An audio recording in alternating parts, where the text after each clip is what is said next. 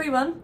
I'm going to read one of the books from the series by Andrea Beaty, illustrated by David Roberts. There's Sophia Valdez, Future Prayers. When I'm recording this is the newest one.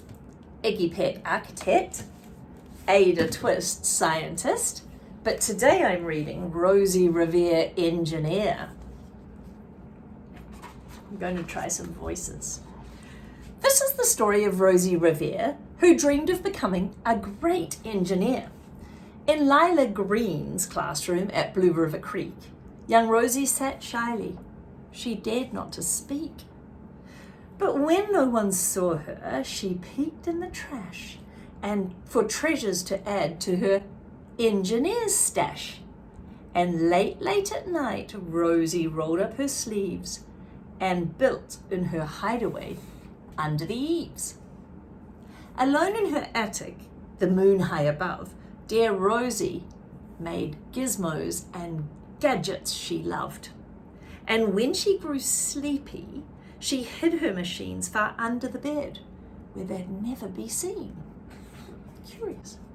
When Rosie was young, she had not been so shy. She worked with her hair swooped over one eye and made fine inventions for uncles and aunts. A hot dog dispenser and helium pants. Very funny. The uncle she loved most was zookeeper Fred. She made him a hat to keep the snakes off his head. From parts of a fan and some cheddar cheese spray, which everyone knows keeps pythons away. And when it was finished, young Rosie was proud. But Fred slapped his knee and he chuckled out loud. He laughed till he wheezed and his eyes filled with tears, all to the horror of Rosie Revere, who stood there embarrassed, perplexed, and dismayed. She looked at the cheese hat, and then she looked away. "I love it," Fred hooted. "Oh, truly I do." But Rosie Revere knew that could not be true. She stuck the cheese hat on the back of her shelf. And after that day, she kept her dreams to herself. And that's how it went until one autumn day, her oldest relation showed up to stay. Her great-great-aunt Rose was a true dynamo who'd worked building aeroplanes a long time ago.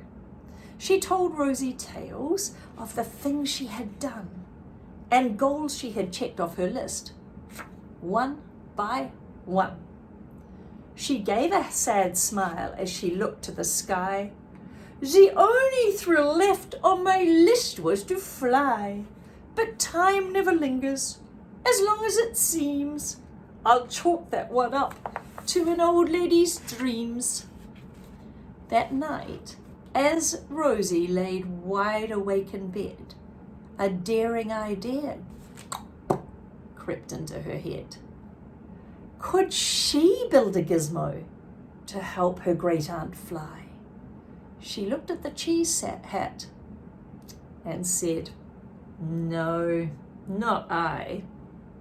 But questions are tricky, and some hold on tight, and this one kept Rosie awake through the night.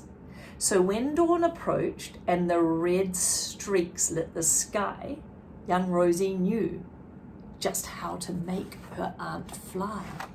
She worked and she worked till the day was half gone, then hauled her cheese copter out onto the lawn to give her invention a test, just to see the ridiculous flop it'll turn out to be. Strapped into the copter, she flipped on the switch. The Halio cheese copter spluttered and twitched. It floated a moment and whirled round and round, then froze for a heartbeat and crashed to the ground. Then Rosie heard laughter and turned round to see the old woman laughing and slapping her knee. She laughed till she wheezed and her eyes filled with tears, all to the horror of Rosie Revere, who thought, "Oh no, never, not ever again will I try to build something to splutter or spin, or build with a lever, a switch or a gear, and never will I be a great engineer." She turned round to leave, and then great-great-aunt Rose grabbed hold of young Rosie and pulled her in close and hugged her and kissed her and started to cry. "You did it! Hooray! It's a perfect first try. This great flop is over. It's time for the next." Young Rosie was baffled, embarrassed, perplexed. "I failed," said dear Rosie. "It's just made of trash. Didn't you see it? The cheesecopter crashed."